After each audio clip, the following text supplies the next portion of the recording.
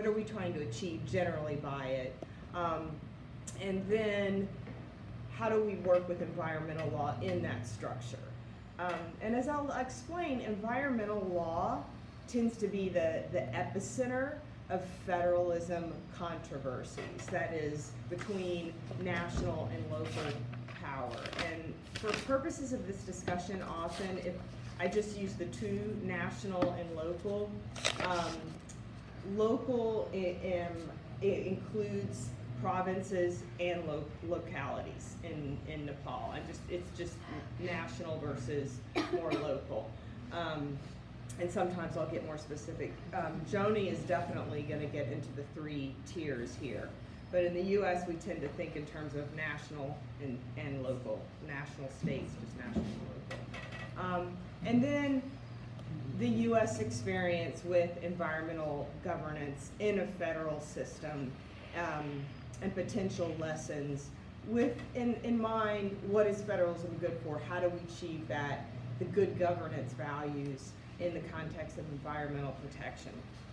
So the two constitutions, one important difference, I think, is that in the United States, you had the sovereign states, right? We rebelled from England, and first we had the Articles of Confederation, which is basically like a treaty between sovereign countries. It wasn't working very well, and so the states agreed in the Constitution, hey, we're going to create a central government, a federal government with more powers. So the sovereign states preceded the national power, federal power in the states. In contrast, it's the flip in Nepal. So you had the central government, the Constitution, and then local power. So the Constitution now created local power.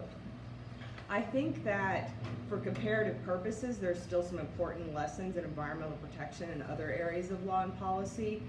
I just think it's significant to point this out because it's possible that in the United States, the states have a stronger sense of their political authority. There's a very strong sense of local authority, and they jealously guard it. And that can be important for making federalism work. Doesn't mean it can't be developed by provinces and localities in Nepal. It might be something important just to think about when you're exploring how best to work in a federalist system.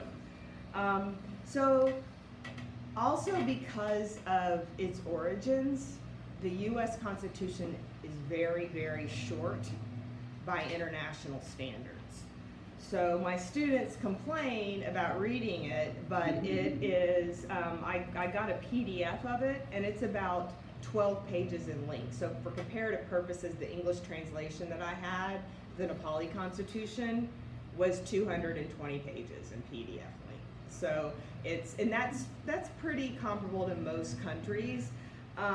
The reason is the original Constitution in the US basically doesn't have any enumerated rights. It also doesn't have nearly the length of detail that the Nepali Constitution does about the federalist structure.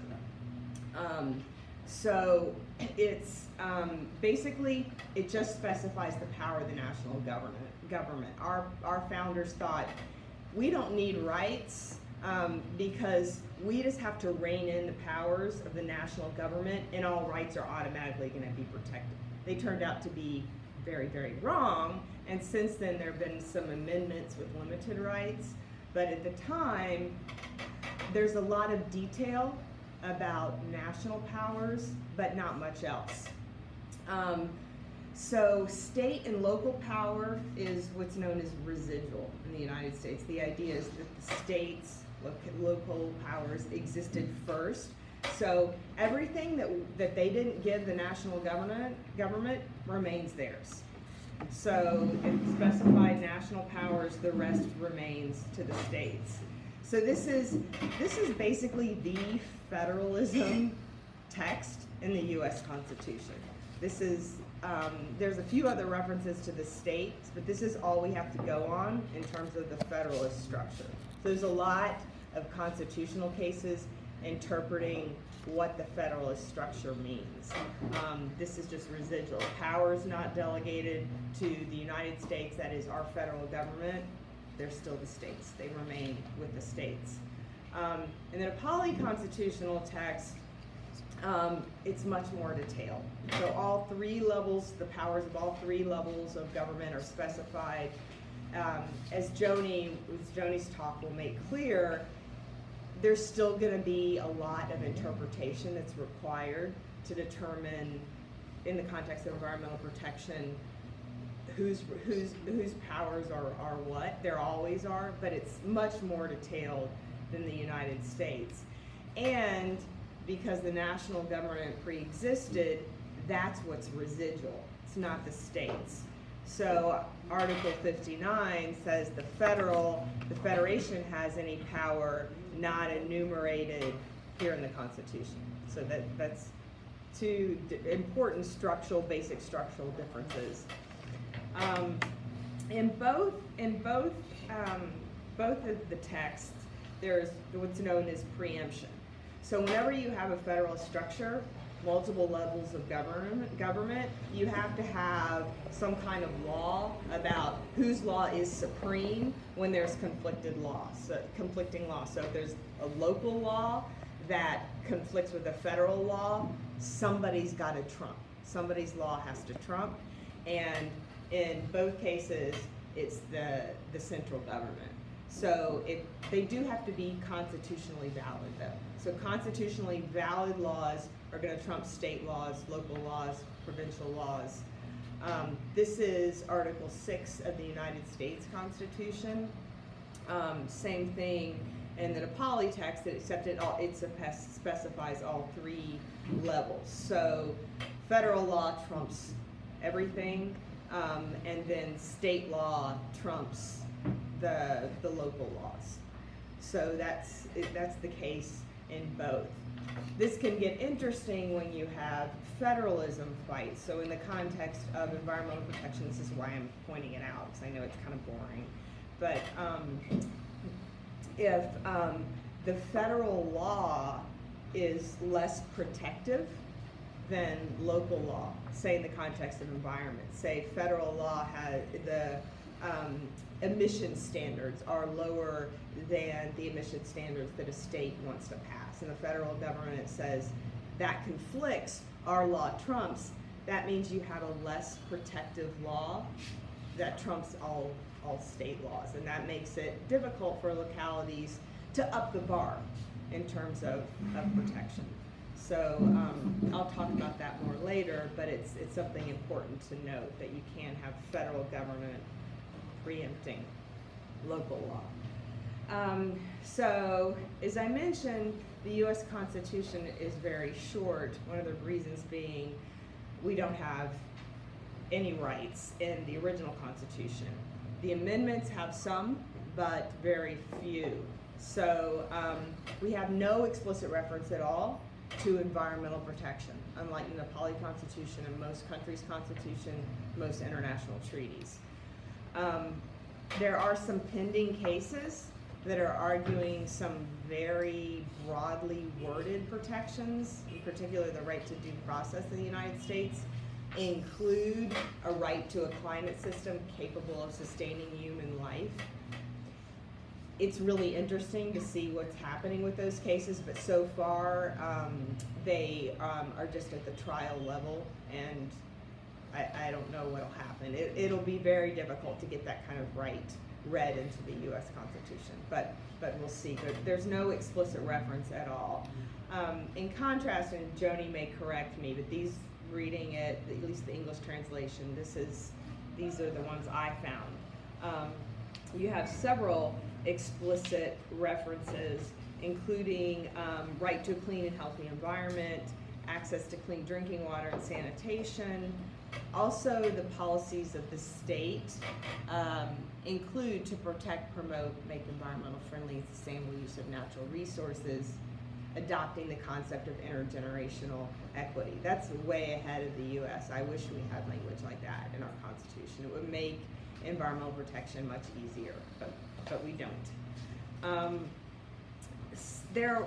there were several others that I think could be interpreted, I guess, because as a U.S. lawyer, I'm always thinking, how can you interpret environmental protection to be in language that it's not explicit, because that's all we have.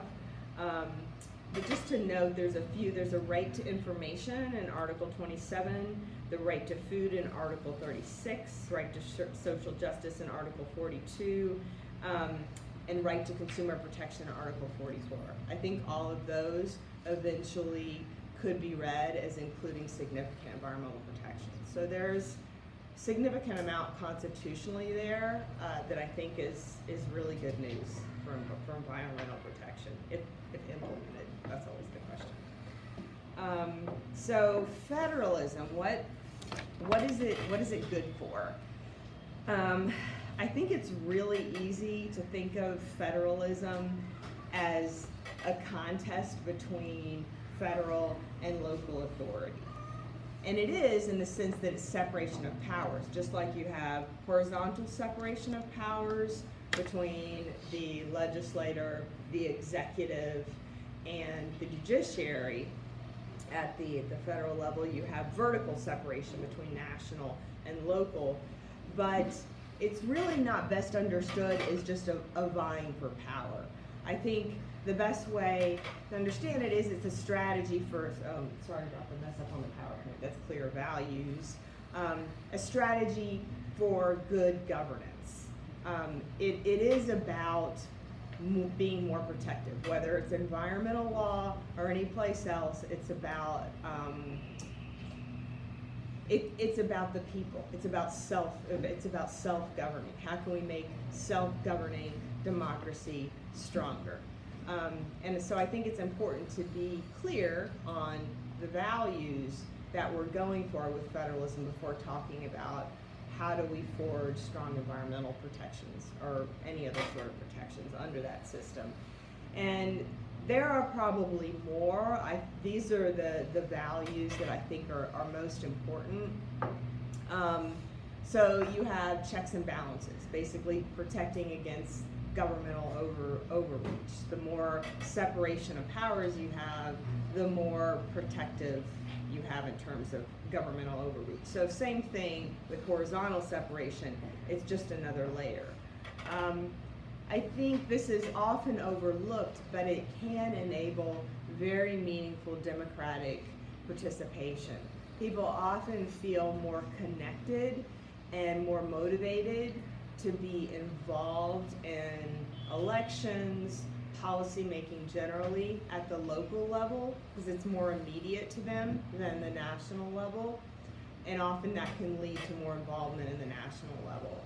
But I do think that's important because you have the self-governing capacity at both levels. Also, the possibility of diversity. So if localities, states, provinces, localities have some policy-making power that the federal government isn't working on, you can have different ways of, say, protecting the environment, different emission standards, different ways of going about it in different states, and it can be like a laboratory. We can see what works. There's no way to know exactly what's going to work and write it all into the Constitution. We've got to get going on policy making to figure out what works. And often it creates that space. But at the same time, you need centralized authority for spillovers. And by that I mean, say a state is polluting a waterway that goes, or a province that crosses boundaries. And its residents don't feel much of the impacts of that, but another state does. Well, left to that province's device, they're not going to care. But the national government can control those spillovers, those cross-boundary harms, which we have so much of in environmental protection. And then taking those two together, you can have synergy, a dynamic, a federalism dynamic between national and localities, and that's ultimately what we're looking for with federalism. What's the best dynamic that we can use? What is the national government good for, and what are local governments good for, and bring those together to do the best we can in terms of environmental governance, health governance, criminal law, whatever the area is, but our focus is environmental law. So environmental federalism in the United States.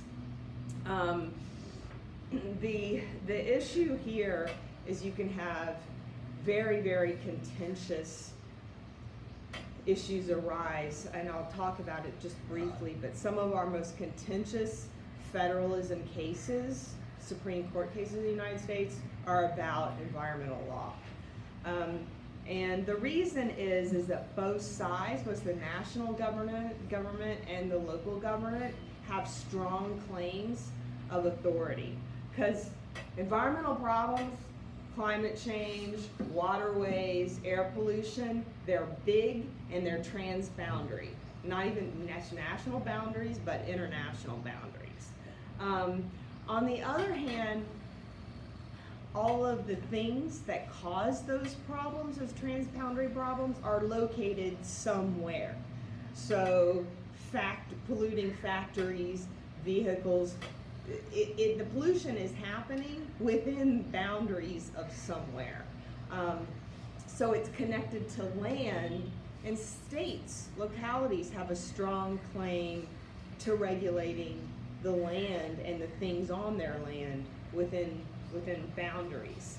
So effective environmental law requires multi-level governance, but at the same time it can also involve some really contentious fights. So we have this puzzle basically. It's like an environmental governance puzzle. How do we use the local claims of authority and governing capacities and national claims of authority and governing capacities the best way to protect, to have effective environmental governance?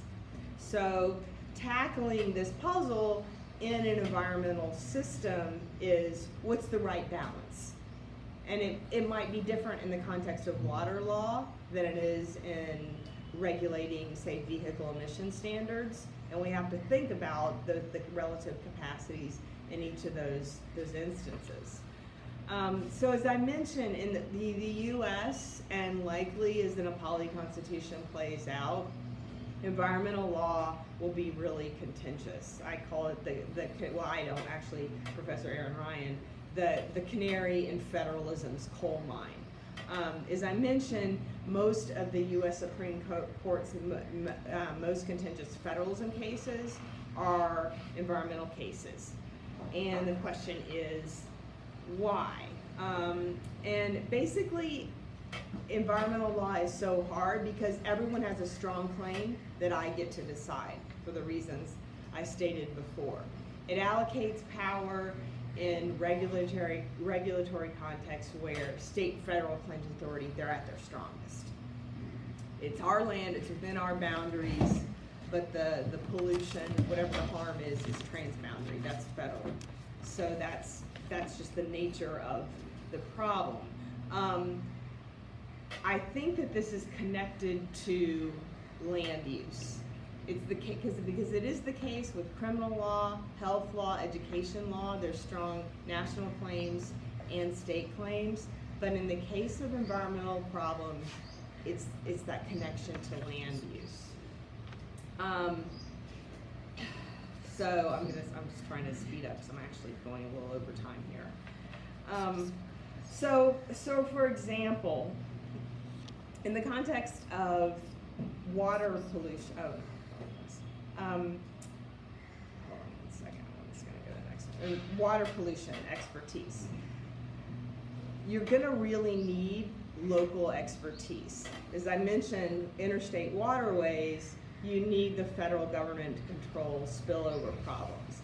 But things like contours of land, seasonal water patterns, cultural uses, very local things, you need local expertise on it. There's no way a central government is going to know all the things, the idiosyncratic things in each state about say water pollution, but really any area of environmental law. So you're really going to have to use local expertise. You're going to need some kind of central authority. And again, the question is, what's the right balance? The answer is going to be wildly different in each context. So, for example, in the United States, you can have significant damage if the central government gets it wrong, if it tries to regulate all over the country in a way that's only appropriate, say, for the West, because land is so different and communities are so different. The question is, when you have a constitution that's as vague as the United States, even the Nepali constitution, which does have more detail, it doesn't give us enough to go on to know the right allocation of policy-making authority in specific legal contexts, like environmental protection. So how do we do this? So here's some potential lessons from the United States.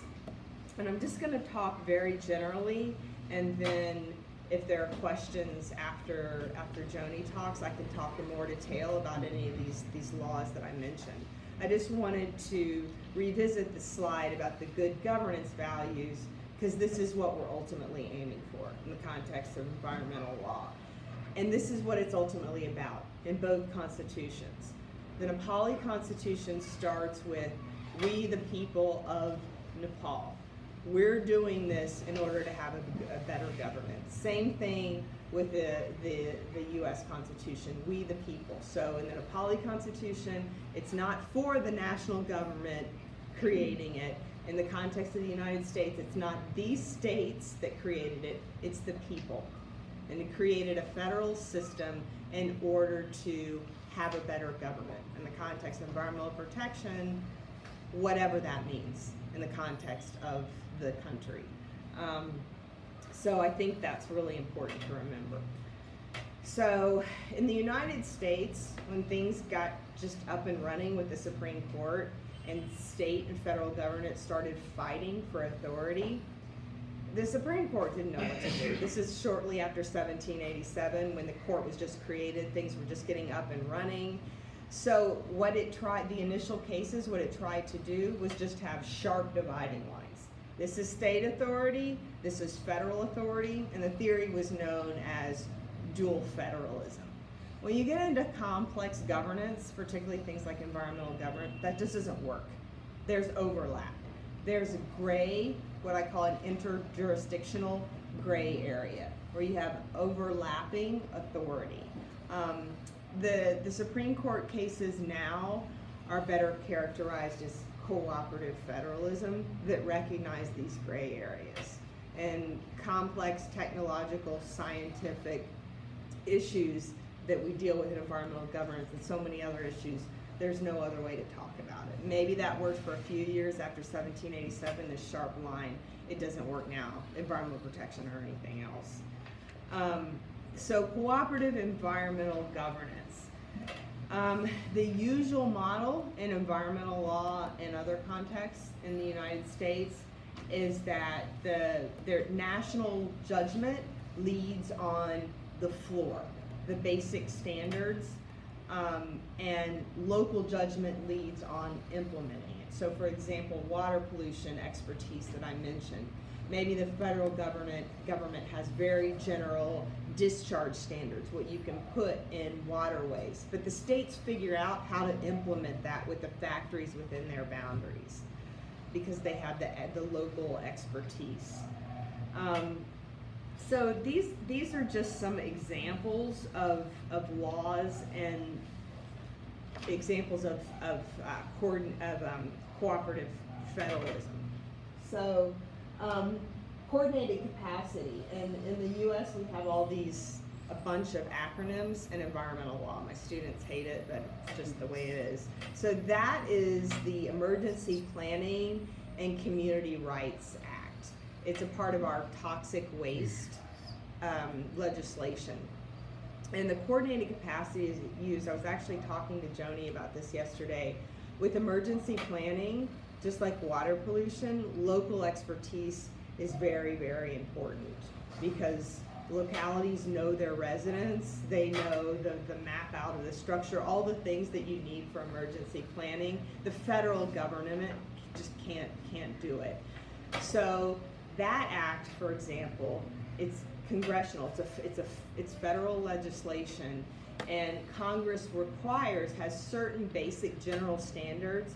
Localities, you have to have an emergency plan for example, hurricanes. That's probably the biggest weather-related threat we have right now. So say for hurricanes, you have to have a plan, meets these general standards. The states implement it. So that's coordinated capacity. Another example of cooperative federalism in the environmental context is federally supported state implementation.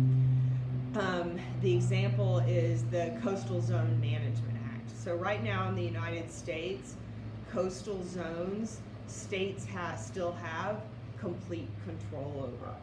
All the federal government has done so far, and this legislation has said, okay, if you create a coastal zone management authority, basically manage it in compliance with these basic standards, we'll give you money to do that.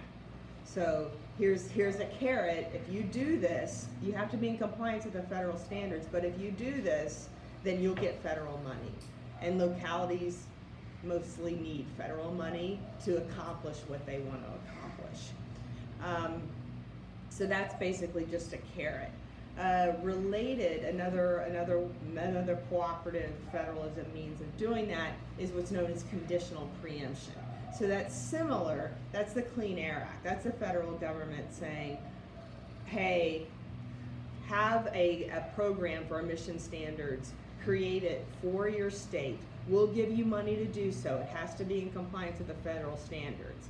But unlike the Coastal Zone Management Act, it's not you're on your own if you don't. It's if you don't create one, then the federal government will come in and take over. Will impose it. So all except a handful of states have taken them up on the money in creating their own program. They generally prefer that. The federal government is in charge in some states who have refused. A final example are shared and general permitting programs, and that's stands for the Clean Water Act. In those programs, the general permitting programs, again, the federal standards are very, very broad, and the states are allowed to create details for permits of what you discharge to water, as long as they meet those very general standards. Shared, the Clean Water Act actually is interesting. It has a lot of provisions for steps of negotiation between the states and the federal government. So it basically requires in the policy making pipeline levels of negotiation. So you have a lot of back and forth between state and national policymakers to create a system. You have something similar in the Clean Air Act, but that's another example of cooperative federalism, is actually structured negotiation in the legislation that allows both levels to bring in their expertise.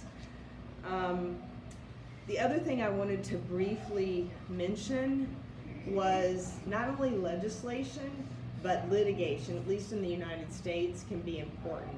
Joni and I were talking about this. I'm not sure what the parallel would be in the Nepali context, because I don't know if localities can bring cases against the federal government. They can in the United States, so they can. So Massachusetts versus EPA is an example of that. Where a group of states brought a case against the Federal Environmental Protection Agency and said, you have to regulate carbon dioxide and other greenhouse gases. The EPA was refusing at this time. Supreme Court upheld it and said, yep, you've got to. So that's quite powerful in the United States as well. Something that might be possible in the Nepali context, particularly our current administration is not very great on environmental protection, And in reaction to that, states have gotten stronger in terms of litigation. And another thing they've done, in addition to suing the Trump administration, is just in the environmental context, is to sue actually fossil fuel industry defendants. So municipalities, states, municipalities being cities, all over the country now are bringing what's known as climate litigation cases, and they're bringing claims against fossil fuel industry defendants saying you owe us damages, money to adapt to for your contribution to climate change because of all these adaptation measures we're having to take and all the harm we've already suffered due to sea level rise, changes in weather patterns, those sort of things. Another way you can marshal state power in a federal system to be more protected, and that sort of action is particularly important when you have a central administration that's not so environmentally protective like we currently do. Kind of takeaway, big picture lesson.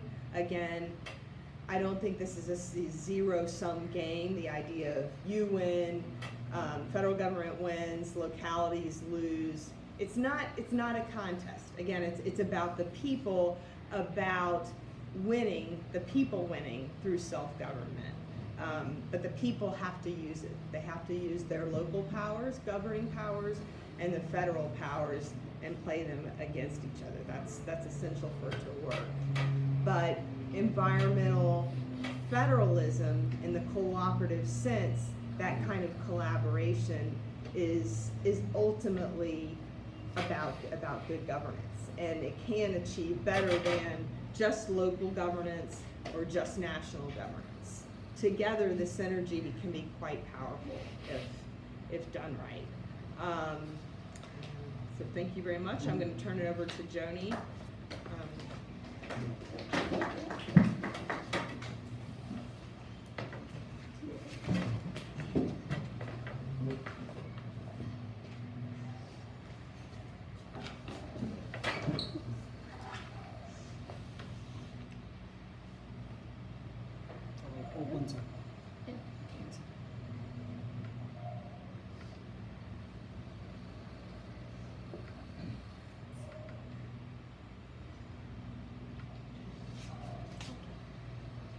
Thank you, Kenny. Thank you, everyone. I'm Joni Mainaly, as already been said. Given the composition of the audience here today, I'd like to speak in Nepali so that the language used does not pose a barrier in communicating the bright ideas we have. So I know that, Tom can really speak really good Nepali, and we've already talked to Karen, and I think it should not be a problem when communicating it. अब जसरी केरेनले एउटा foundation set गर्नुभयो कि अमेरिकाको र नेपालको कन्टेक्स्टमा comparison जस्तो भएको छ कि एन्भाइरोमेन्टल गभर्नेन्सको पार्टमा के हुन्छ अहिले भनेर मेरो प्रेजेन्टेसनको आउटलाइनहरू थाहा छ अलिकति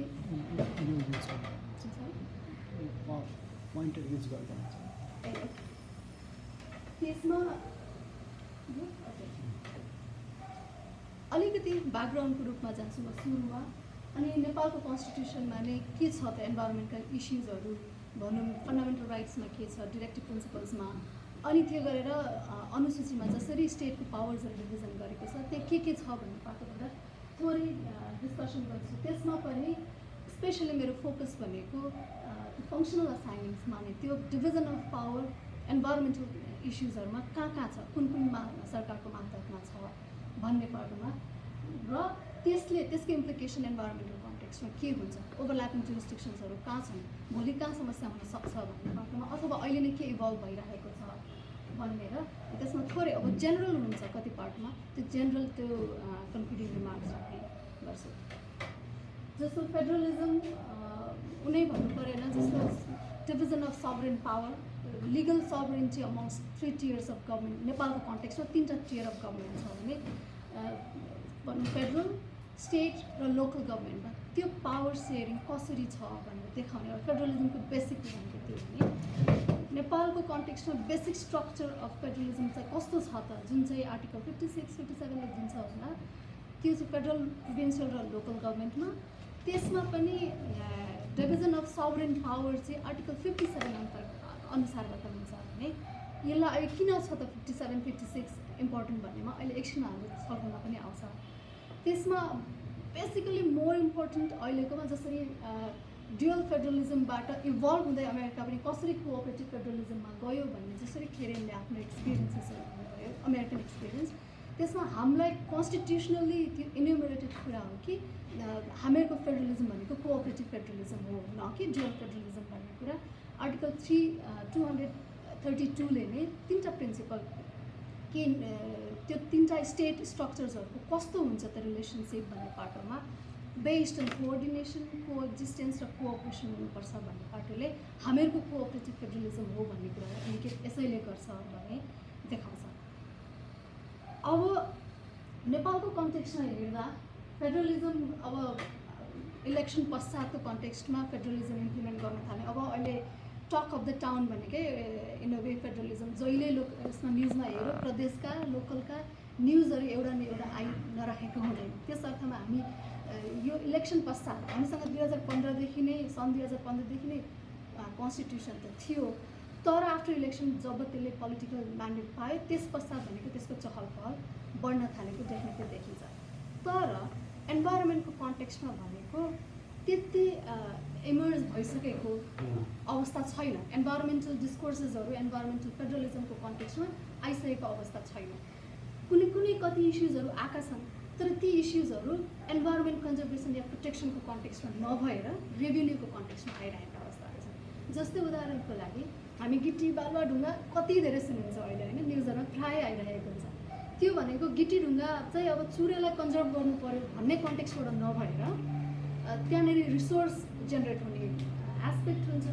अनि त्यो रिसोर्स जेनेरेट गर्ने कन्टेक्स्टमा चाहिँ कुन चाहिँ गभर्मेन्टले चाहिँ होल्ड गर्ने आफ्नो ग्रिप बनाउने पावरको, सो द्याट भोलि सोर्स अफ रेभेन्यू त्यो इजी सोर्स अफ रेभेन्यू हुन्छ। It's more in terms of exploitation of resources rather than conservation point of view अहिलेको डिस्कोर्स चाहिँ। त्यो भनिरहँदा एकदमै छैन भन्ने पनि नहोला, अलिअलि आइरहेका छन्, तर बेसिकली इभल्भिङ रिजन भनेर त्यस्तो छ।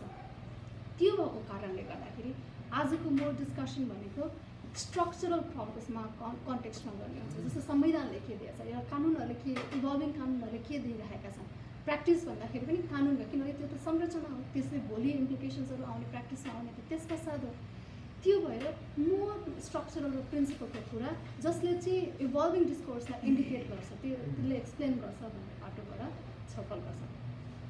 नेपालको सन्दर्भमा भनौँ 2063 सालको भनौँ अन्तरिम संविधानले नै राइट टु क्लिन इन्भाइरोमेन्ट भनेर राखिसकेको अवस्था थियो। त्योभन्दा अगाडि नै हामी अझ गयौँ भने 1990को भनौँ 2047 सालको संविधानले पनि डिरेक्टिभ प्रिन्सिपल्स स्टेट पोलिसिज भनेका जुन चाहिँ कानुन कोर्टमा गएर लागू चाहिँ गर्न हामी क्लेम गर्न चाहिँ मिल्दैन, तर राज्यका निर्देशक सिद्धान्तहरू पोलिसिजहरू हुन् है भन्ने चाहिँ इन्डिकेट गर्थ्यो। त्यस्तो अवस्थामा पनि हामीहरूको जुडिसियरीको त्यो एक्टिभ जुडिसियल एक्टिभिजमले इन्भाइरोमेन्टल जुरिस्प्रुडेन्सहरू सेटअप भएको अवस्था हो। त्यो भन्नुको अर्थ हामीलाई संविधानमा को नै अधिकारहरू पनि संवैधानिक त्यो फन्डामेन्टल राइट नै हो भनेर इन्टरप्रेट गरेका अवस्थाहरू छन्, जुन चाहिँ हामीसँग संविधानमै नहुँदाखेरि पनि। भन्नुको मतलब त्यो जुडिसियल एक्टिभिजमले त्यस्ता अवस्था थिए भने अहिलेको सन्दर्भमा 2015 अथवा 2072 सालको संविधानले पनि नेपालको संविधानले धारा 30मा राखेको छ कि राइट टु क्लिन इन्भाइरोमेन्ट भनेर।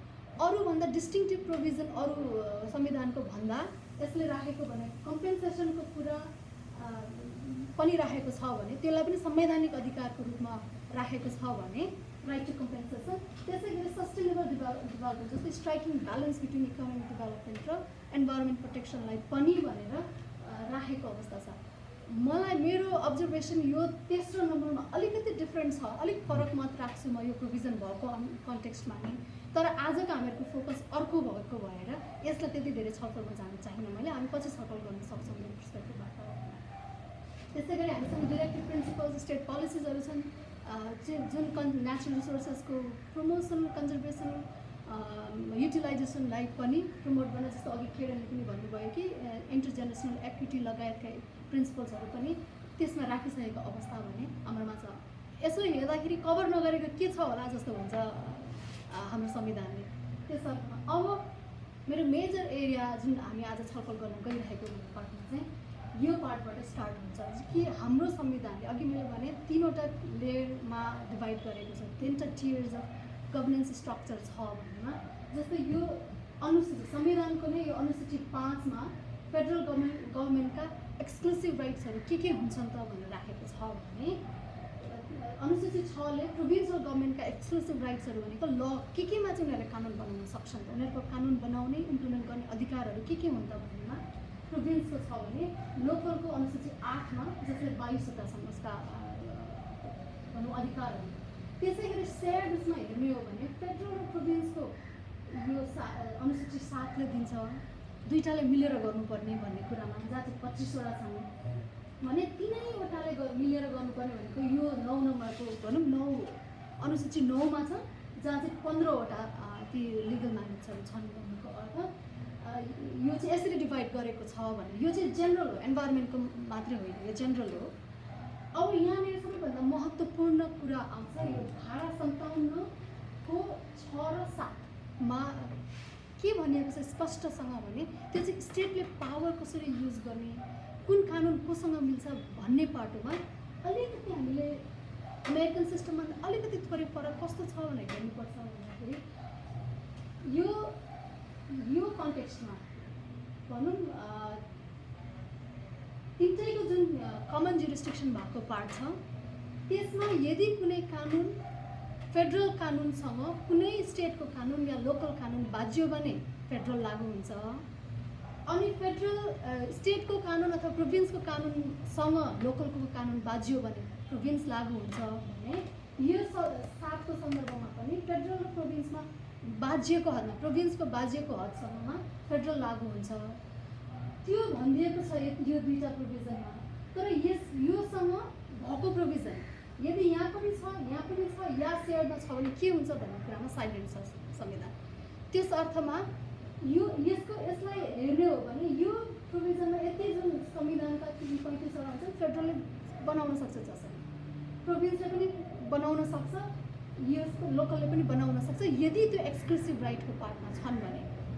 किन यो त सेयर्ड र सेल्फ रुलको पार्टमै डिस्कोर्समा पनि थियो भने त्यो बनाउन सक्छ भन्छ। तर अब बाई इम्प्लिकेसन चाहिँ के हुन्छ भन्ने कुरामा म एकछिनमा धारा 133 चाहिँ एकछिनमा भन्छु म इम्प्लिकेसनले चाहिँ के देखाउँछ भन्ने पाटोमा चाहिँ। तर प्रोभिजन त्यो छ है जुन चाहिँ अरू सिस्टमभन्दा अलिकति फरक होला भन्ने पाटोमा त्यो देखाउँछ। अब हेरौँ त्यही कन्टेक्स्टमा नै एन्भाइरोमेन्टसँग रेलेभेन्ट प्रोभिजन्सहरू चाहिँ के छन् त, कसरी डिभाइड गरेको रहेछ ती स्ट्रक्चरमा। अब यो फेडरल भयो, यो प्रोभिन्स भयो, यो लोकल भयो, अघिकै स्ट्रक्चर हो यो। त्यसमा अब मैले रातो हाइलाइट गरेको पार्टमा हेरौँ कि नेसनल र इन्टरनेसनल इन्भाइरोमेन्ट म्यानेजमेन्ट भनेर फेडरलको एक्सक्लुसिभमा भयो त्यो पनि छ। यता तल आएर इन्भाइरोमेन्ट म्यानेजमेन्ट भनेर प्रोभिन्स हो, यो प्रोभिन्सकोमा पनि छ। र यो लोकलमा पनि इन्भाइरोमेन्ट प्रोटेक्सन भनेर त्यो पनि छ भने यो यसमा पनि इन्भाइरोमेन्ट प्रोटेक्सन भनेर छ यो फेडरल र प्रोभिन्सकोमा। यहाँनिर पनि इन्भाइरोमेन्ट मात्रै हो, इन्भाइरोमेन्ट प्रोटेक्सन म्यानेजमेन्ट केही भनेको छैन, इन्भाइरोमेन्ट मात्रै भनेर पनि यो सेयर्ड उसमा पनि राखेको छ भनेको अर्थ। अब यहाँनिर अब त्यस्तै गरेर अर्को हेरौँ डिजास्टरको पोइन्टमा हेर्दाखेरि 2टाको सेयर्डमा पनि छ, यसको 3टाको सेयर्डमा पनि छ होइन भने लोकलको एक्सक्लुसिभमा पनि छ। अब यो प्रोभिन्सको एक्सक्लुसिभमा छैन तर यो सेयर्डमा छ भन्ने पाटोबाट त्यो देखाउँछ भने अब डिजास्टर त्यो छ। अब यहाँ हेरौँ फेडरल लेभलमा हेर्दाखेरि कार्बन सर्भिसेस र इन्भाइरोमेन्ट एडाप्टेसन यो चाहिँ मोर रिलेटेड टु क्लाइमेट चेन्जसँग पनि सम्बन्धित थियो। इन्भाइरोमेन्ट एडाप्टेसन भनेको छ त्यसलाई इन्टरप्रेट गर्दा त्यो जुन अनबन्डलिङ रिपोर्ट्सहरू आएको छ यसलाई पनि अझ इलाबोरेट गरेर मन्त्री परिषदले अप्रुभ गरेका त्यसमा यसो एक्सप्लेन गर्दाखेरि भनेको क्लाइमेट चेन्ज पनि परेको छ भनेको त्यो कार्बन सर्भिसेस भनेको मोर मिटिगेसन फोकस जस्तो देखिन्छ भने इन्भाइरोमेन्ट एडाप्टेसन भनेर more climate change adaptation focus जस्तो खालको देखिनु भनेमा इन्भाइरोमेन्टका प्रोभिजन्सहरू अरू सबै छँदैछन्। मैले एक्जाम्पल दिनको लागि मात्रै ती हाइलाइट्सहरू गरेको कसरी डिभिजन गरेको छ भन्ने कुरा देखाउँछ त्यसमा भने। अब यसको एनालिसिस मैले स्ट्रक्चरल एनालिसिस भनेको छ त्यही पार्टमा थोरै एनालिसिस गर्दा के देखिन्छ भन्दाखेरि त्यो असाइनमेन्ट गरेको कुरा डिफ्रेन्ट ठाउँमा डिफ्रेन्ट राइट्सहरू राखेको छ नि डिफ्रेन्ट स्पेयर्स अफ गभर्मेन्टमा त्यो चाहिँ अलिकति त्यति लजिकल देखिँदैन कि भन्ने खालको पनि हेर्नु छ। किन उदाहरणको लागि अब डिजास्टर चाहिँ सबैकोमा हुनुपर्ने जस्तो यहाँ हुनुपर्छ आवश्यक छ हुनु हुँदैन भन्ने पनि होइन, त्यसमा फेरि कन्फ्लिक्ट्सहरू के हुन सक्छन् पछि आउँछु म।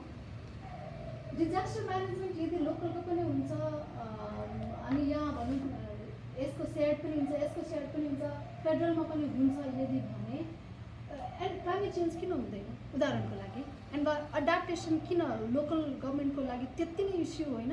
क्लाइमेट चेन्जका लोकल एरियामा हेर्नु भने त एरिया स्पेसिफिक क्लाइमेट चेन्जका इस्युजहरू एडाप्टेसनका इस्युजहरू प्रब्लम्सहरू हुन्छन् होला भनेपछि लोकल गभर्मेन्टलाई एक्टिभेट नगराइकन लोकल गभर्मेन्टलाई इन्गेज नभइकन गर्न सक्ने जस्तो त हुँदैन। अहिलेकै हाम्रो कन्टेक्स्ट हेर्नु भने यति धेरै लोकल गभर्मेन्ट नै इन्भल्भ भइरहेको हुन्छ एटलिस्ट त्यो इन्टरभेन्सन लेभलमा भने त्यो किन राखिएको हो भन्ने कुराको त्यो लजिकल देखिँदैन भन्ने पाटोबाट अलिकति छ भने अर्को भनेको नै जस्तो डिजास्टरमा सबै 3 टियर्समा राखेको छ। एन्भाइरोमेन्ट प्रोटेक्सन 5वटा राखेको छ, किन डिजास्टर 5वटामै भएन किन अथवा यो एन्भाइरोमेन्ट म्यानेजमेन्ट त्यसमा मात्रै भएन भन्ने कुराको पनि अलिकति हामीले त्यसका रिजन्सहरू कति ठाउँमा त भेटिन्छ होला किन वाइ भन्ने क्वेसन्सको पनि तर जेनरल उसमा हेराउँदाखेरि भनेको त्यो भोलि सर्भिस डेलिभरीको पार्टबाट हेर्दाखेरि भनेको त्यसको लजिकल सिक्वेन्स देखिँदैन भन्ने कुरा चाहिँ अलिकति समस्या देखिन्छ। त्यसै गरेर अब एक्सक्लुसिभ र सेयर्ड जुरिस्डिक्सनमा अघि मैले आर्टिकल 57 को कुरा त भने त्यो आर्टिकल 57 मा जसरी कन्करेन्ट राइटको कन्टेक्स्टमा चाहिँ कन्करेन्ट भन्नुको अर्थ यहाँ अथवा यहाँ भएका राइटको कन्टेक्स्टमा चाहिँ फेडरल कानुन अथवा लागू हुन्छ यदि स्टेट बाजियो भने, त्यस्तै गरी स्टेट कानुन अथवा प्रोभिन्स कानुन लागू हुन्छ यदि लोकलसँग बाजियो भने भन्ने छ। तर एक्सक्लुसिभको कन्टेक्स्टमा त साइलेन्ट छ भने अब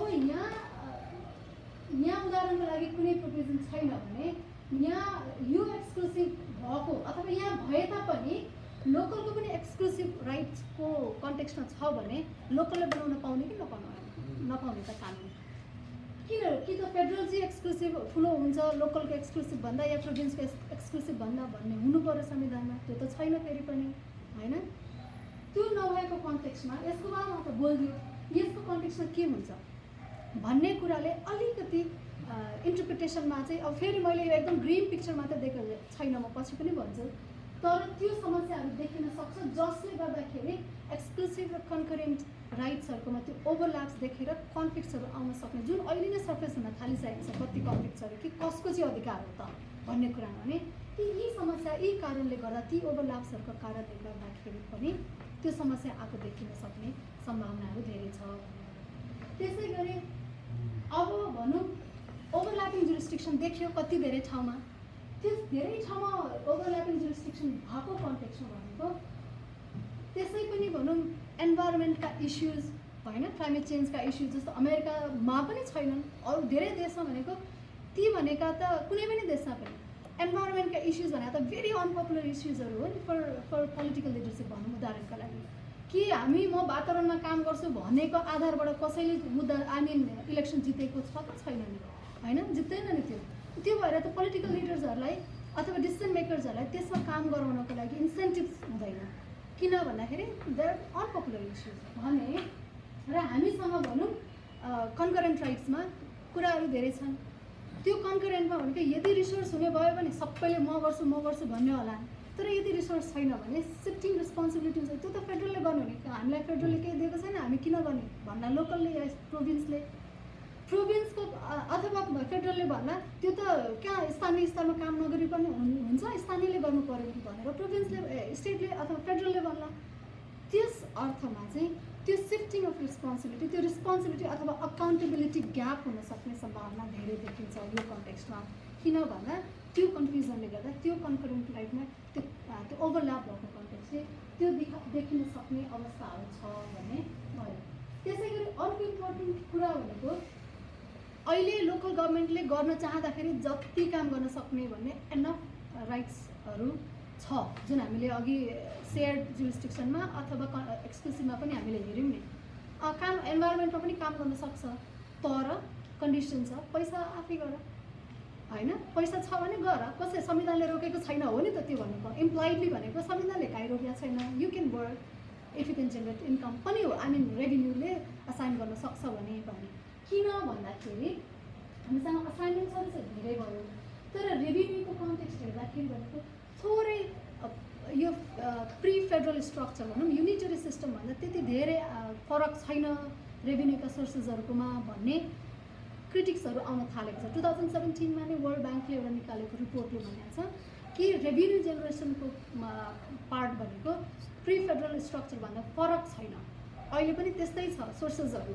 त्यो अहिले म फेरि एकछिनमा अर्को पार्टमा देखाउँछु कि रेभिन्यूका सोर्सेसहरू संविधानले नै दिएकोमा कसरी डिभाइड गरेको छ डिफ्रेन्ट स्ट्रक्चरमा, अनि त्यसले कसरी कति कम्पोज गराउँछ, अनि रेभिन्यूको अहिले नै त रेभिन्यू लोकल बडीले कति, लोकल गभर्मेन्ट्सहरूले कति कन्ट्रिब्युट गर्छ भनेर अहिले नै त हेर्न सक्ने, अब अर्को वर्ष देखिन्छ होला कति गरे, या अझ फ्युचरमा जब लोकल गभर्मेन्ट्सहरू सबलाउन थाल्छन्, काम गर्न थाल्छन्, अनि अझ बढ्दै जाला त्यो रेभिन्यूको रिजन। तर अहिलेको कन्टेक्स्टमा हेर्दाखेरि त्यो ट्याक्सको त्यसको सबैको सिस्टम हेर्दाखेरि भनेको लोकल बडीलाई त्यो इन्टर गभर्मेन्टल ट्रान्सफर बाहेकमा धेरै आफैमा सोर्स कमाउन सक्ने रेभिन्यूहरूमा त्यति धेरै छैन है भन्ने चाहिँ डिफ्रेन्ट स्टडिजहरूले देखाइरहेका पनि छन् भने हामीसँग काम गर्ने रेस्पोन्सिबिलिटिज चाहिँ एकदम धेरै छन्, अनि त्यसमा हुने त्यही अनुसारको फन्ड छैन लोकली जेनेरेट गर्ने, ट्रान्सफरमा मात्रै भनौँ फेडरलले के दिन्छ त्यसमा मात्रै गर्नुपर्ने हुन्छ भने त्यो सिफ्ट गर्न सक्नलाई सजिलो हुन्छ, किनभने इन्भाइरोमेन्टका इस्युज चाहिँ त्यसै पनि अनपपुलर इस्युजहरू हुन्। त्यस अर्थबाट चाहिँ अकाउन्टेबिलिटी ग्यापहरू देखिन सक्ने ठाउँहरू छन् है यहाँनिर भने चाहिँ यसले देखाउँछ, मेरो यहाँको एनालिसिसले देखाउँछ जस्तो लाग्छ। किन भन्दाखेरि फङ्सन्सलाई फङ्सनलिजहरूले त्यसरी नै फलो गरिरहेको अवस्था एटलिस्ट छैन, यो इभल्भिङ छ, भोलि हुन्छ होला, अझै बन्दै जान्छ होला, तर अहिलेको कन्टेक्समा त्यो छ। त्यो भएर कति जस्तो चाहिँ हेर्दा फेडरलमा फर्म चाहिँ फेडरलै छ, तर स्पिरिट चाहिँ कता कता फेरि भनौँ युनिटरी सिस्टमतिर नै छ कि भन्ने खालको पनि पिक्चर्सहरू देखिन चाहिँ सक्छ यो कन्टेक्समा हेर्दा। किनभने अहिलेको इभल्भिङ अहिलेको कन्टेक्समा पनि हामी छलफल गर्छौँ अहिले कस्तो भइरहेको छ इन्भाइरोमेन्ट कन्टेक्समा, जेनरल कन्टेक्समा पनि भनेर पनि देखाउँछ। अब मैले अघि भनेको थिएँ revenue sources all tiers of गभर्मेन्टमा कस्तो छ त भन्दाखेरि त्यसरी डिभाइड गरेको छ, कतिकोमा सेयर छ, सेयर बिट्विन प्रोभिन्स र लोकल पनि छ, तिनटैमा सेयर पनि छ, तर ओभरअल कम्पोजिसन हेर्दाखेरि जस्तो भनौँ यो इन्कम ट्याक्स मेजर भनौँ सोर्स अफ इन्कम जुन चाहिँ भनौँ त्यसले कन्ट्रिब्युट गर्छ मोर देन यो इन्कम ट्याक्स, यो कर्पोरेट पर्सनल सबै नै हेराउँदाखेरि भनेको यिनीहरू मेजर सोर्स अफ इन्डाइरेक्ट ट्याक्सेसहरूका त ती हुन् भने त्यसले मोर अफ 80% चाहिँ फेडरलमै जाने देखिने रहेछ त्यो रिपोर्टले देखाएअनुसार। त्यसै गरी यो सेयरबाट पनि अरू 10% थप्दा गर्दा more than 90% of revenue generation चाहिँ फेडरलमै हुने रहेछ। अनि त्यो फेडरलमा भयो भने लोकलमा चाहिँ के हुने भयो त उसले ट्रान्सफर गर्ने भयो, इन्टर गभर्मेन्टल ट्रान्सफरको माध्यमबाट मात्रै धेरै जाने भयो। यहाँबाट आएको भनेको पहिलाको बेसिसभन्दा धेरै डिफ्रेन्ट भएन, किनभने हामीले फङ्सन्स दिन्छ भने त त्यही अनुसार फन्ड जेनेरेट गर्ने पनि कन्डिसन दियो भने हुन्छ भन्ने अहिले नै यो फिस्कल फेडरलिजममा अलिअलि कमेन्ट्सहरू नेपालको कन्टेक्स्टमा नै आउन थालिसकेको अवस्था पनि छ भने अब यो सन्दर्भमा जस्तो इन्टरनेसनल प्र्याक्टिसेसहरू हेर्दाखेरि भनेका चाहिँ यी जुन यो कर्पोरेट इन्कम ट्याक्स, पर्सनल ट्याक्सहरू, ती ट्याक्सेसहरू भनेका चाहिँ मोर अफ सेयर गरेर गर्दा हुन्छ भन्ने खालका पनि रहेछ। जस्तो क्यानाडा अरू लगायतका यो फेडरल स्ट्रक्चरकै देशहरूमा हेर्दाखेरि भनेको लोकलको अलि राम्रो गरेका स्ट्रक्चर्सहरूमा हेर्ने हो भने, कन्ट्रिजहरूमा हेर्ने हो भने जस्तो बेल्जियम, स्विजरल्यान्डहरू त्यहाँनिर भनेको अलिक बेस चाहिँ अलिक ठुलो छ, नेपालको भन्दाखेरि धेरै ठुलो छ भन्ने। त्यस अर्थबाट पनि त्यो ग्याप देखिन सक्ने ठाउँहरू छ भन्नेमा मैले अलिअलि अहिलेका अब इभल्भिङ के छन् कुराहरू भन्ने पार्टमा अब टक्करहरू कता आउन थालेका छ। यो जेनरल पनि हो, नट स्पेसिफिकली इन्भाइरोमेन्ट रिलेटेड, तर जेनरलमा पनि अब सङ्घ र प्रदेशको टक्कर भनेर नै अब आउन थालेका होइन भने व्यवस्थापनको अधिकारहरूको प्रदेशलाई दिनुपर्ने, केन्द्रले रोक्ने, प्रदेशले नमान्ने, अनि आसन पायौँ शासन पाएनौँ। आई मिन यो अलिकति ग्रिन पिक्चर्सहरू छन् भने राम्रो कुराहरू पनि छन्, त्यस्तो नभइरहेका नै पनि होइनन्। जस्तो भनौँ लोकल गभर्मेन्टमा जस्तो आज मात्र मैले हेरिरहेको थिएँ यो भक्तपुरको विकास मोडल भनेको जस्तो अब भक्तपुरमा जसरी डेभलपमेन्टको यो पहिला पनि आफैमा सबल एकदम सक्षम एरिया त हो, गभर्मेन्ट त हो, त्यस अर्थबाट पनि यसले अझै स्केल अप गर्न सक्ने ठाउँहरू आफ्नै रिसोर्सेसहरूबाट गराउनको लागि हुन सक्ने ठाउँहरू भनेका गरौँ, किनभने नयाँ नयाँ प्रोभिजनहरू नयाँ मेकानिजम्सहरू इन्ट्रोड्युस गर्न थालिसकेको अवस्था देखिन्छ भने बिस्तारै त्यो क्यापासिटी बढ्दै गइसकेपछि ती हाम्रो अरू लोकल गभर्मेन्ट्सहरूले पनि नगर्लान् भन्ने कुराहरू होइन। जस्तो भनौँ यही फिस्कल ट्रान्सफर नै भए तापनि पहिलाको भन्दा त धेरै पैसा जान थालिसकेको छ। पहिला 12-13% भन्दा अहिले 19-20% त लोकल गभर्मेन्टमा जान त गएको छ। तर फन्डामेन्टल क्वेसन भनेको त्यो इन्टर गभर्मेन्टल ट्रान्सपोर्टबाटै गएको छ, न कि रेभिन्यू जेनेरेट गर्ने मेकानिजमबाट भन्ने चाहिँ अहिलेको कन्टेक्स्ट हो। त्यस अर्थबाट एकदमै ग्रिन पिक्चर छ, एकदम यो त शक्य छ होइन। डेफिनेटली यसलाई राम्रो बनाउन खोज्दाखेरि हुने नै हुन्छ। जस्तो अब भनौँ कर वृद्धिको असन्तुष्टि सम्बोधन गर्न वीरगञ्ज महानगरपालिकाले बोलायो, महानगरले बोलायो विशेष नगरसभा भन्नुको अर्थ त्यो लोकलमा भएका समस्या, यो पनि मैले चाहिँ पोजिटिभली लिएको छु है कि लोकल त्यहाँ भएका समस्यालाई त त्यहीँनिर समाधान गर्नको लागि त त्यो मोर अप्रोचेबल भयो नि त कि उनीहरूले त्यही सभा बोलाएर त्यही समस्याहरू हुन्छन् त्यही सल्भ गर्नको लागि भनेपछि यो त हामी अहिले थिति बसाउने अवस्थामा मात्रै छौँ। जब थितिहरू बस्दै जान्छ पोजिटिभ इम्प्लिकेसन्सहरू आउन सक्छन् प्रोभाइडेड हामीले भएका ती स्ट्रक्चरल प्रब्लम्सहरूलाई एड्रेस गर्न सक्यौँ भन्ने कुरा चाहिँ मेरो मेजर अब पोइन्ट चाहिँ त्यो हो भन्नुमा।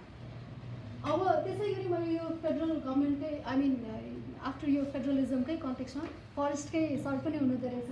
अलिकति फरेस्ट सेक्टरको पनि केस अलिअलि पढेको आधारबाट डिफ्रेन्ट न्युजहरू पनि अहिले आइरहेको प्लस त्यसले अहिले के गरिरहेको छ काम भन्ने बाटोमा हेर्दाखेरि अलिकति यसले पनि जस्तो प्री फेडरल स्ट्रक्चरमा भनेको 6 मिनिस्ट्री थियो फेडरलिस्टमा पनि, 6वटा डिपार्टमेन्ट्स थिए, डिएफओ डिस्ट्रिक्ट फरेस्ट अफिसेसहरू थिए, एरिया फरेस्ट अफिसेसहरू कति थिए चाहिँ मलाई एक्ज्याक्ट छैन तर जस्ट थिए अफिसेसहरू भने। अहिले फेडरल कन्टेक्स्टमा आउँदाखेरि भनेको मिनिस्ट्री छ फेडरलिस्टमा भने 5वटा डिपार्टमेन्ट छन्, 84वटा डिभिजन अफिसेस छन् अनि 528वटा सब डिभिजन अफिसेसहरू छन् भन्ने कुरा अहिले त्यो फेडरलले नै लागू गरेको भने। अब क्रिटिक्सहरूले चाहिँ अहिले आइरहेको कुरा के छ भने फेडरलिजम देशमा चाहिँ आयो तर फरेस्ट सेक्टरमा चाहिँ आइसकेको छैन भन्ने चाहिँ एकदम ठुलो कमेन्ट आइरहेको भन्ने पार्टमा छ। जस्तो भनौँ अब यी डिभिजन कार्यालय जस्तो फरेस्ट प्रोटेक्सनको कामहरू भनेको प्रोभिन्समा दिने अथवा दिने भन्ने कुरा सामान्यता आइरहेको छ भने लोकलमा आउनुपर्छ किनभने कम्युनिटी फरेस्ट्री अनि कम्युनिटी फरेस्ट्री चाहिँ जुन चाहिँ हाम्रो एकदम युनिक एन्डेमिक सर्ट अफ एउटा इन्स्टिट्युसन हो।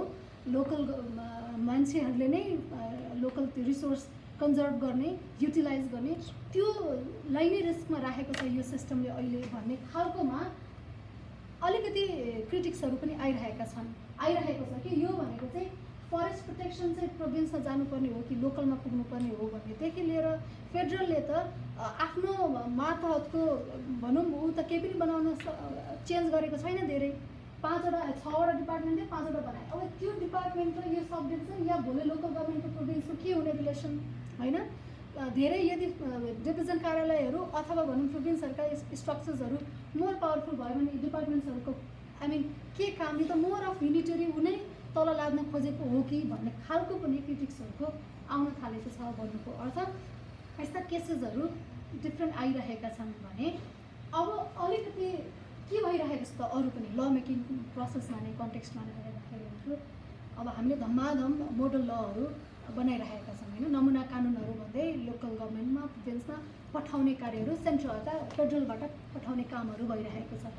त्यो आफैमा दुईवटा रिजन, एउटा फेडरल डिरेक्टिभ्सहरू अब जस्तो खानी उत्खनन यो गिट्टी ढुङ्गाहरूको पनि त्यसको लागि पनि स्ट्यान्डर्ड्सहरू तोक्ने ओर्ने अहिले अब मोफाल पहिलाको मोफालबाट अहिले फेडरल अफेयर्सको मिनिस्ट्रीबाट भइरहेको अवस्थाहरू छन् भने यो मोडल लहरू यिनीहरू दिनको लागि दुईवटा रिजन्सहरू छन्। एउटा भनेको क्यापासिटीको रिजन कि लोकल गभर्मेन्ट अथवा प्रोभिन्स गभर्मेन्ट्सहरूसँग त्यो लिगल क्यापासिटी छैन अहिले कि नयाँ कानुनहरू बनाएर त्यसलाई इम्प्लिमेन्ट गर्न सकौँ भने त्यो क्यापासिटी ग्यापको कारणले पनि अब मोर अफ फेडरलले चाहिँ राख्नु परेको अवस्था छ भने।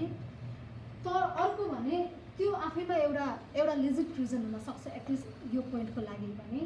अर्को रिजन भनेको मैले डिस्कसनमै गर्दाखेरि कति फेडरल लेभलको नै मिनिस्ट्री अफिसर्सहरूसँग कुरा गर्दाखेरि भनेको अर्को रिजन भने चाहिँ यो युनिफर्मिटी बनाउनको लागि, किनभने जे पनि बनाइदेला लोकलले अनि एउटा युनिफर्म त हुनु पऱ्यो नि भन्ने उहाँहरूको आर्गुमेन्ट। अनि मलाई लागेको चाहिँ यदि युनिफर्मिटी नै गराउने हो भने त हामीले किन चेन्ज गर्नु पर्यो त्यो युनिटरी सिस्टमबाट किन फेडरलमा जानु पर्यो त्यो त डाइभर्सिटीलाई प्रमोट गर्नुपर्ने हो नि त कि डाइभर्स लोकल निड्सहरू डाइभर्स लोकल कन्टेक्स्टहरूले नै त्यो स्पेसिफिक लोकल त्यो कन्टेक्स्ट स्पेसिफिक प्रब्लमहरू कसरी सल्भ गर्न सक्छ भन्ने कुरा त त्यो ब्रोडर फ्रेमवर्कमा बसेर डाइभर्स एक्सर्साइजहरू गर्न पाउनु पो फेडरलिजमको ब्युटी हुन्छ होला नि होइन त्यो हामीले एउटै खालको बनाउने हो भने त हामीलाई त्यो शासन स्ट्रक्चर किन चाहियो होला भन्ने चाहिँ मलाई लागिरहेको थियो भने अब अहिलेको कन्टेक्स्टमा अर्को के भइरहेको छ कानुन नै निर्माण गर्ने सन्दर्भमा पनि भने जस्तो यो 3C प्रिन्सिपल्स भने नि कोअपरेसन कोअर्डिनेसन कोएक्जिस्टेन्स भन्ने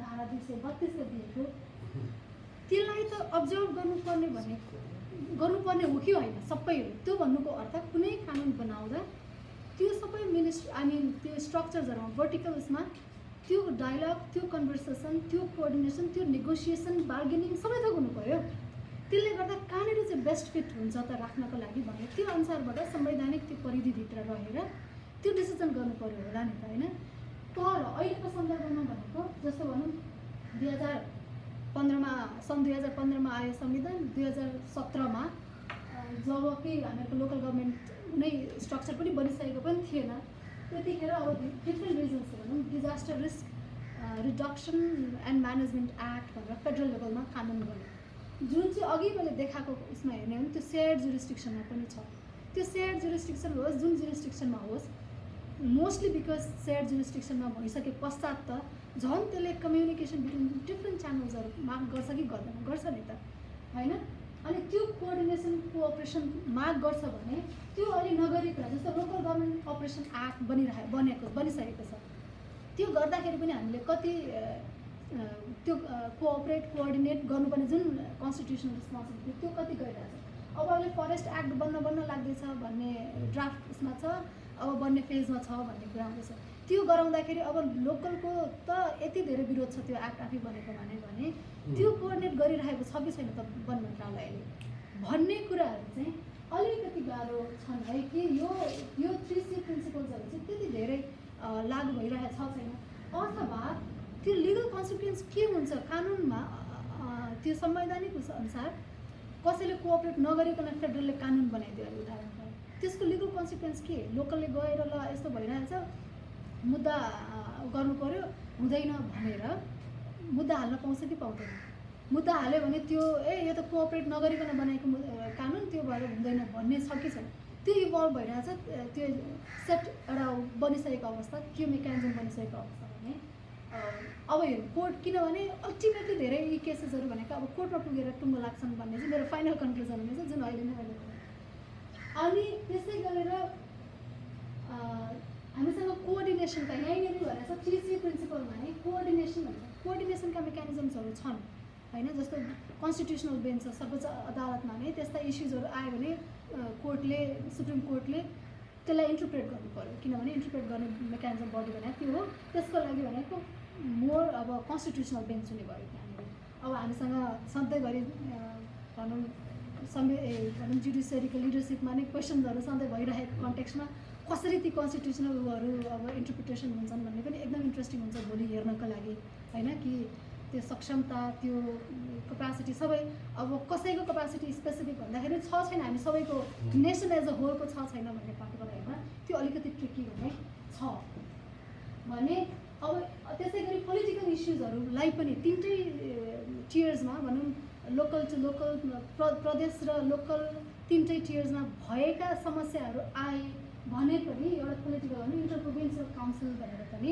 छ जुन धारा 234ले राखेको छ कि त्यो प्रधानमन्त्रीको नेतृत्वमा हुन्छ अहिले 2-3 दिन मात्रै अगाडि प्रधानमन्त्रीले भनौँ होम मिनिस्ट्रीका सचिवहरू लगायत ब्युरोक्रेटिक लेभलमा चाहिँ गरेर डिफ्रेन्ट उसमा बसेर काम त्यो कोअर्डिनेट गर्नुपर्छ भन्ने खालकोमा अलिकति चहल पहल भन्ने देखिएको अवस्था चाहिँ छ अहिले त्यो पनि अन पोजिटिभ नोटमा भने अब धेरै कुराहरू भनेका चाहिँ जस्तो यो प्राकृतिक रिसोर्सका बाँडफाँडदेखि लिएर के क्राइटेरियामा गर्ने नेचुरल रिसोर्सेस भन्ने कुरा चाहिँ धेरै जुन संविधानले नै राखेको पनि natural resource national natural resource र फिस्कल कमिसन भन्ने जुन छ त्यसले त्यो जब फुल फङ्सनल हुन्छ त्यसका रेकमेन्डेसनले त्यसले सेट गरेका क्राइटेरियाहरू जुन ऐनले नै ब्रोडर क्राइटेरियाहरू त्यसमा अझै स्पेसिफिक रेकमेन्डेसन्सहरू जब त्यो फङ्सनल भएर आउँछ त्यो मोर रेलेभेन्ट हुन्छ होला भोलिको लागि मोर त्यसलाई यी इस्युजहरूलाई सेट गर्छ होला भन्ने कुरा चाहिँ देखाउँछ भने अब अहिले नै हेर्दा इभल्भिङ कन्टेक्स्टमा हेर्दाखेरि केसेसहरू पर्न थालिसकेका छन् सर्वोच्च अदालतमा त्यो कन्स्टिट्युसनल कोर्ट बेन्चले नै हेर्नुपर्ने भने डिफ्रेन्ट अब कति ड्राफ्ट गर्दै कति इन्फर्मल नलेजमा भएकादेखि लिएर फर्मल युजमा पनि कि फेडरलले कोअपरेट गरेन कानुन बनाउँदा हामीसँग समन्वय नगरिकन गर्यो भन्ने लगायत कति ओभरल्यापिङ जुरिस्डिक्सन त्यो हाम्रो अधिकार हो तर त्यसले लियो भन्ने खालका केसेसहरू गरेर कोर्टमा टुङ्गिन थालेका छन् भने अब चाहिँ मोर अफ त्यो पोलिटिकल अकाउन्ट लोकल लेभलमा पनि अब कानुन बन्नुपर्ने बनेनन् भन्ने पार्टबाट अलिकति पोलिटिकली अकाउन्टेबल बनाउनका लागि त्यो अग्रसरता भने लोकल लेभलमा प्रोभिन्सियल लेभलमा देखिन थालेको भने डेफिनेटली छ भनेर तर एट द सेम टाइम त्यो लोकल प्रोभिन्सियल लेभलमा पनि त्यसलाई पनि चेक गर्नुपर्ने अवस्था छ कि जेनेरेट गर्नुपर्छ रेभेन्यू जेनेरेट गर्नुपर्छ किनभने त्यो रेभेन्यू जेनेरेट गर्ने विन्डो एकदम सानो भएको भएर जति हुन्छ त्यो गर्नुभन्दा प्रेसर कहाँ पर्ने हुन्छ भन्दा फेरि पनि नेचुरल रिसोर्सेसमा नै पर्ने हुँदाखेरिको मोर अब त्यसलाई पनि कसरी चेक गर्ने हो त्यसको एक्सक्लुसिभ राइट त छ तर त्यसलाई कसरी चेक गर्ने भन्ने पाटाहरू भनेका पनि इम्पोर्टेन्ट छन् अब कन्क्लुजनमा भन्नुपर्दा धेरै टेकअवेज पनि हुनसक्छन् इट्स टु जेनरिक हामीले अलिक जेनरिक उसमा नै छौँ किनभने इभल्भ भइसकेको छैन त्यस अर्थबाट हामीले एकदम इन्भाइरोमेन्ट स्पेसिफिक दिन सक्ने सम्भावना पनि छैन अहिले त्यो सन्दर्भमा यी जस्ट बोथ जुडिसियल र पोलिटिकल जुन कोअर्डिनेसनका मेकानिजम्सहरू छन् ती स्ट्रङ हुनु पऱ्यो मोर अब इलाबोरेट प्रिन्सिपल्स अफ भनौँ कोअपरेसन लगायतका तीलाई पनि इन प्लेस राख्नु पऱ्यो भने सबैभन्दा इम्पोर्टेन्ट भनेको चाहिँ त्यो तिन चाहिँ उसमा फङ्सनल असाइनमेन्ट्सहरू चाहिँ के हो कसको कसरी गर्ने भन्ने कुरा कानुन निर्माण गर्दाकै सन्दर्भमा नै त्यो नेगोसिएसन त्यो discussion amongst all tiers of government at least जुन चाहिँ अब रेलेभेन्ट हुन्छन् त्यसमा बसेर छलफल नगरिकन चाहिँ कानुनहरू निर्माण गर्नु हुँदैन अदरवाइज हामी we end up in the court कि यो त यसरी गर्यो यो भएन भन्नेमा नै हामी त्यो टसलमा नै जान्छौँ भन्ने कुराहरू देखाउँछ भने अब यसले जसरी इन्भाइरोमेन्ट प्रोटेक्सनको लागि भनेपछि अलिकति फेडरलले पनि कसरी इन्सेन्टिभाइज गर्नुपर्छ एटलिस्ट यो कन्टेक्स्टमा लोकललाई कि त्यो कन्डिसनल पहिला त एटलिस्ट फिस्कल डिसिप्लिनलाई अब त्यो पनि आउँछ होला कि छँदै छैन फिस्कल डिसिप्लिन हुँदैन भनेर त डेफिनेटली होइन अहिले पनि त्यही राख्न खोजि नै रहेको पनि छ कि त्यसमा कि इन्भाइरोमेन्टमा नै गर्नुपर्छ भन्ने खालको जसरी भनौँ अमेरिकाको एक्सपिरियन्सले पनि भन्छ त्यस्ता खालका अथवा त्यो नगरेको सन्दर्भमा फेडरल प्रोग्राम्सहरू नै थ्रुबाट पनि तर लोकलले गर्दैनन् या गर्न सक्दैनन् भन्ने बहानामा होइन कि कसरी त्यसलाई चाहिँ इफेक्टिभ बनाउनुपर्छ सर्भिस डेलिभरीको पार्टबाट भन्ने पार्टबाट हेरेर चाहिँ त्यो मेकानिजम्सहरू सेटअप गर्नु हाम्रो ठुलो च्यालेन्ज ठुलो दायित्व हो भने चाहिँ देखिन्छ भने अब अहिले नै के कानुनमा के विरोधाभासहरू छन् भन्ने कुरा हामीले हेर्नुपर्ने आवश्यकता छ जस्तो भनौँ हामीले 2000 भनौँ स्थानीय स्वायत्त शासन ऐनलाई कानुन 23वटा 24वटा कतिवटा कानुनसँग बाज्यो भन्दै हामीले विकेन्द्रीकृत त्यो शासन प्रणालीलाई हामीले एक्सर्साइजै नगरिकन हामी फेडरल स्ट्रक्चरमा आयौँ अब अहिले नै हामीले देखिसकेका छौँ कि कति कानुनहरू एकअर्कामा बाजिन्छन् भने अब यी कानुन बाजे भन्दै हामीको यो स्ट्रक्चर पनि त्यति फङ्सनल नहुने सिचुएसन नआउनको लागि हामीले समयमा नै ती कस्ता कानुनहरू ती ओभरल्याप्सहरू कहाँ छन् कसरी बाजिएका छन् भन्ने कुराहरू हामीले अहिले नै हेर्नुपर्छ भन्ने कुरा चाहिँ यसले देखाउँछ भने अब धेरै मोर अफ त्यो कमिसन मैले अघि जुन भने त्यो आएपछि पनि धेरै सेटल हुने चान्सेसहरू छन् त्यसलाई कसरी इन्भाइरोमेन्टका नेचुरल रिसोर्स प्रोटेक्सनका ती क्राइटेरियाहरू पनि स्पेसिफिक रूपमा स्ट्रङली आउनुपर्छ भन्ने बाटोमा कसरी रोल खेल्नुपर्छ भन्ने कुरा हाम्रो रोल हुनसक्छ भने अब अर्को इम्पोर्टेन्ट भनेको चाहिँ सबै अब जुडिसियरीको रोल भनेको एकदमै इम्पोर्टेन्ट हुन्छ यो कन्टेक्स्टमा फेडरलिजममा जस्तै भनौँ अमेरिका त इभल्भिङ उसमा हामी भनिन्छ फेडरलिजम एकदम राम्रो एक्सर्साइज गरेको देश डेमोक्रेसी एक्सर्साइज गरेको देश युनाइटेड स्टेट्स भनिन्छ डेफिनेटली हो भने तर पनि त्यहाँनिर समस्याहरू छन् कति धेरै प्रब्लम्सहरू छन् इन्भाइरोमेन्ट स्पेसिफिक उसमा हेरेर अहिलेको कोर्टको जुडिसियल भनौँ कोर्टको सुप्रिम कोर्टको स्ट्रक्चर चेन्ज हुन structure as in justice change हुन लागेको कन्टेक्स्टमा नै अब इन्भाइरोमेन्टको केसलाई के हुने भन्ने कुरा डर अमेरिकामा पनि भइसकेको छ। जस्तो अघि उहाँले भन्नुभयो म्यासाचुसेट्स भर्सेस इपिएको केस, त्यसलाई रिभ्यू गर्ने हो भन्ने खालको कन्टेक्स्टहरू आउन थालेको छ भनेपछि हामीहरूकोमा त झन् धेरै च्यालेन्जेसहरू होला भनेपछि अब सुप्रिम कोर्टले त्यो झन् ठुलो एउटा गार्जियनसिपको त्यो इन्टरप्रेट गर्ने रेस्पोन्सिबिलिटी चाहिँ ठुलो रेस्पोन्सिबिलिटी लिनुपर्ने आवश्यकता देखिन्छ। हामी जस्ता इन्भाइरोमेन्टमा काम गर्ने लयर्सहरूको पनि धेरै काम चाहिँ निस्कन्छ जस्तो चाहिँ डेफिनेटली लाग्छ यो पार्टमा, नेचुरल रिसोर्सको युजको पार्टमा होस् या इन्भाइरोमेन्ट प्रोटेक्सन कन्जर्भेसनको पार्टमा होस्, त्यो छ जस्तो लाग्छ। भने अघि नै भनेकोले रिफ्लेक्सनले पाइसक्नु भयो होला। अब मेरो यो लगभग अन्तिम स्लाइड धेरै लामो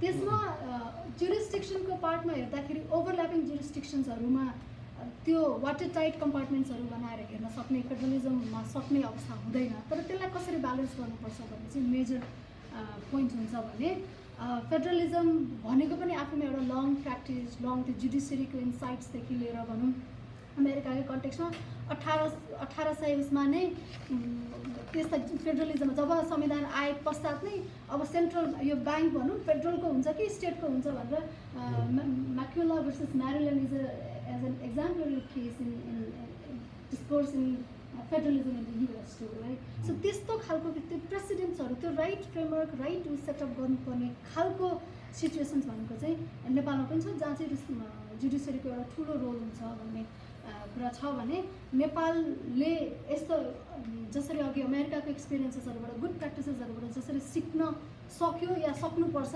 त्यसरी नै नेपालले राम्रो एक्सर्साइज गरेको कन्टेक्स्टमा भने त हामीले पनि we can set an example to the rest of the world पनि भनेको बाटो पनि छँदैछ। किनभने हामीहरूको आफैमा यो लोकल गभर्नेन्स यो सिस्टम स्ट्रक्चर्सहरू भनेको आफैमा अलिक युनिक पनि छ भन्ने बाटोबाट भन्न चाहन्छु। Thank you very much for